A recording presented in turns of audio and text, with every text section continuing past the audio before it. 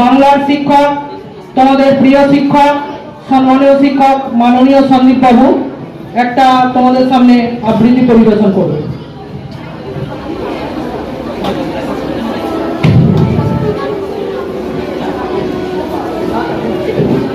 আবৃত্তি না, আমি দেখে পাঠ করব রবীন্দ্রনাথের গীতাঞ্জলির একটা কবিতা, রিপন। আমি ভিক্ষা করে ফিরতেছিলেন গ্রামের পথে পথে, তুমি তখন চলেছিলে তোমার স্বর্ণ রথে। অপূর্ব এক স্বপ্ন সম লাগতেছিল চক্ষে মম। কি বিচিত্র শোভা তোমার, কি বিচিত্র সাজ। আমি মনে ভাবতেছিলেন এ কোন মহারাজ। আজ শুভক্ষণে রাত পোহালো ভেবেছিলেন, তবে আজ আমারে দাঁড়ে দাঁড়ে ফিরতে নাহি হবে। বাহির হতে নাহি হতে কাহার দেখা পেলেম পথে। চলিতে রথ ধনধান্য ছড়াবে দুই ধারে। মুঠা মুঠা করিয়ে নেব নেব ভারে ভারে।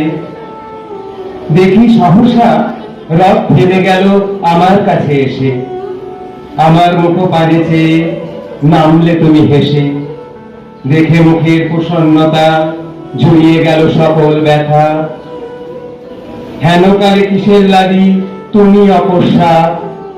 আমায় কিছু দাও গো বলে বাড়িয়ে দিলে হাত। মরি একই কথা রাজা ধীরাজ, আমায় দাও গো কিছু। শুনে ক্ষণকালের তরে রইল মাথা নিচু। তোমার কি বা অভাব আছে ভিখারি ভিক্ষুকের কাছে। এ কেবল কৌতুকের বসে আমার প্রবঞ্চনা। ঝুলি হতে দিলেন তুলে ছোট একটি কণা। জলে পাত্রখানি ঘরে উজাড় করি, এ কি ভিক্ষা মাঝে একটি ছোট সোনার কণা দেখি। দিলেন যারা ভিখারিরে স্বর্ণ এলো ফিরে। তখন কালি চোখের জলে দুটি নয়ন ভরে। তোমার কেন দিইনি আমার সকল শূন্য করে। নমস্কার।